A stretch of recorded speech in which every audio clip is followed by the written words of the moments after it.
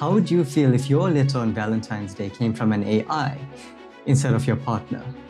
Would you feel hurt or just shrug it off as it is what it is? As an AI optimist, this is an area that really concerns me. And in 2026, this isn't a what if, it's a reality that many will unknowingly fall victim to this Valentine's Day. We're officially living in an era of synthetic intimacy and artificial romance where we're outsourcing our intuition and intention to AI, bypassing human connection and contribution for robotic convenience and efficiency. Sure, AI can craft a polished love letter, plan a flawless date, and even orchestrate the grandest of gestures. But it can't ignite the spark of real desire or anchor the gravity of soul-deep connection. Today we're exploring why AI is killing the romantic resonance in your relationship, also that you don't make these same mistakes this Valentine's Day. Romantic resonance is when love feels right, not just looks right. Hey everyone, welcome back to the channel. I'm Lakan and I help ambitious, future-conscious leaders and people make better decisions and build holistic success across the core pillars of life in a rapidly changing world. Most people are now using AI to navigate their relationships, and let's be honest, relationships, in my opinion, is the most difficult pillar in life. It makes work, money, even health look like a walk in the park. And relationships aren't meant to be hard, they just are. It's the ongoing negotiation between two people's needs, desires, and flaws, made difficult by the friction of vulnerability, compromise, and the constant work of truly seeing and being seen. And so it makes sense why we naturally look for the path of least resistance in our relationships. Now, leveraging AI in a relationship is not all that bad. It can spark creativity, bridge distance, and even help partners discover new experiences that they may have otherwise missed. For example, AI can be used to generate playful ideas like virtual games for long-distance couples, or researching your partner's unique interests, thus deepening engagement. But if exploited, it can diminish connection, replacing sincerity with shortcuts and outsourcing the very effort that makes intimacy meaningful.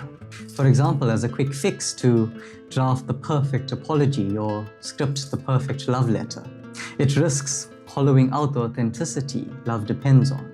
This is exacerbated by hustle culture, which glorifies optimization, productivity, and efficiency. But this is where the relationship can turn transactional, where the what, the flawless message, the extravagant dinner, and the grandest bouquet outweighs the why, like expressing genuine appreciation, creating shared moments, or showing care through imperfect effort.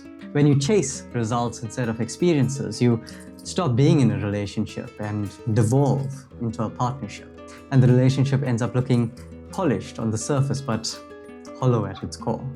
That's the trap. When love becomes optimization, intimacy becomes optional. In general, I believe that the greatest risk AI poses to us is the deterioration of our critical thinking and intuition. You see, when you outsource your expressions and intentions to AI, you're actually outsourcing your intuition that makes them authentic. You stop critically thinking about what your partner truly needs and start doing what seems to be objectively right based on a statistical average. But building deeper connection is actually about doing what is subjectively best, based on the electricity, chemistry, and magnetism of the moment. There's also a deeper issue here that most people won't admit. When someone uses AI to write what they should have expressed themselves, they're not just outsourcing words, they're outsourcing contribution. And contribution is one of the most underrated forces in a relationship. A letter isn't valuable because it's flawless, it's valuable because it costs something. Time, attention, energy, and the risk of truly expressing yourself. So you might still receive a message, but you don't receive the person behind it. That's why it feels off even if you can't explain it. The mind says, at least they tried, but the heart knows that they didn't really show up. Artificial romance doesn't break relationships. It slowly sterilizes them. And through this overuse and dependency on AI, you slowly strip away your humanity and start becoming robotic. Without even realizing it, your relationship loses that intimacy and desire it once had. And this leads to what I call low romantic resonance, a disease that many couples settle into, convincing themselves that the dullness they feel is just life getting in the way. But this disease slowly eats away at the very foundation of why they connected in the first place. And what remains is compatibility without passion and convenience without connection. Here's a fact: romantic relationships are deeply intimate, almost spiritual. Yet so many people are in practical arrangements, mimicking relationships, something that I experienced in my relationship. It's when intimacy and connection feels like a chore and desire is nowhere to be found. You're just doing things for the sake of it because that's what a good couple does. What makes this especially dangerous is that the dullness is quiet. It doesn't announce itself. There's no dramatic betrayal. There's no big fight. It's just a slow emotional bleaching of the relationship. You start becoming less curious about each other, less playful, less magnetic. You stop wanting to be fully seen and you stop truly wanting to see them.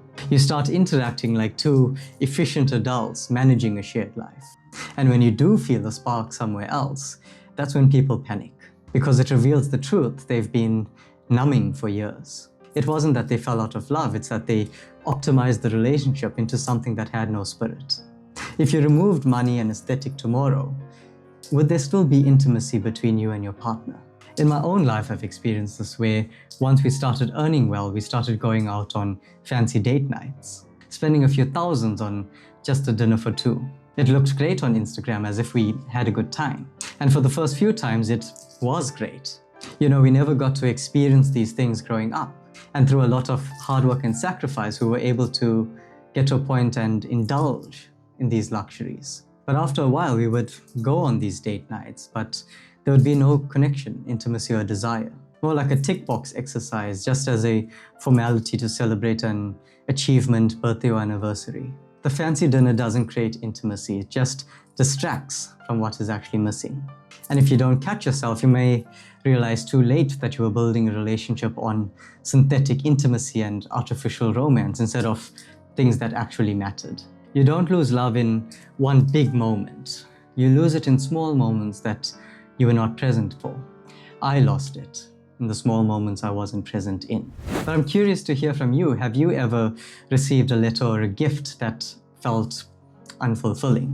Or have you caught yourself using AI to navigate something in your relationship where you knew you shouldn't? Let me know in the comments below. So if you remember one thing, let it be this: stop looking for the path of least resistance. If you let AI steer your relationship, you risk exchanging soul-deep connection for shallow convenience. Intimacy fades, desire disappears, and what's left is a hollow partnership dressed up as love. Romantic resonance isn't built on shortcuts. It's built on effort, presence, and imperfect humanity that makes love real. If you settle for synthetic intimacy or artificial romance, you settle for less than what your relationship deserves. If you've enjoyed this video, I think you would love my previous video on why we are lonely in a world that's always connected. Please don't forget to like, subscribe, and turn your bell notifications on so you don't miss any future uploads. And follow me on my other platforms, because this month we're exploring the art of connection. Celebrate this Valentine's Day with intuition and intention, and I'll see you in the next video.